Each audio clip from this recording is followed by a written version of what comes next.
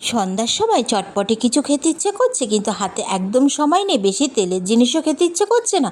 না না, আজকের রেসিপিটা একদম অল্প তেলের। ঘরে পাউরুটি আছে, চলো সবার প্রথমে পরিমাণ মতন পাউরুটি নিয়ে পাউরুটির ধারগুলোকে কেটে বাদ দিয়ে হালকা হাতে বেলে একটু পাতলা করে নাও। এবার কিছুটা পনির একটু লম্বা করে কেটে নাও। এটা বেশি পাতলা বা মোটা করার দরকার নেই, ঠিক আমি যেরকমভাবে কেটে নিয়েছি সেরকমভাবে। এবার কিছুটা কুচিয়ে রাখা ধনেপাতার মধ্যে পরিমাণ মতন গোলমরিচের গুঁড়ো, অরিগেনো, লবণ দিয়ে ধনেপাতার সাথে ভালো করে মেখে নিয়ে কেটে রাখা পনিরের গায়ে ভালো করে কোট করে নাও। এবার বেলে রাখা পাউরুটির ওপরে স্লাইস করে রাখা চিজ দিয়ে দাও, আর কোট করে রাখা পনিরগুলো দিয়ে ভালো করে রোল করে নাও, যাতে ভাজার সময় ভেতর থেকে পনিরগুলো বেরিয়ে না যায়। ঠিক আমি যেরকমভাবে রোল করে নিয়েছি সেরকমভাবে হালকা হাতে একটু রোল করে নাও। এবার কড়াইতে সামান্য পরিমাণ সাদা তেল গরম করে নিয়ে লো টু মিডিয়াম ফ্লেমে হাতে একটু সময় নিয়ে উল্টে পাল্টে লালচে করে ভেজে নামিয়ে নিলে হয়ে গেল ব্রেড পনির রোল।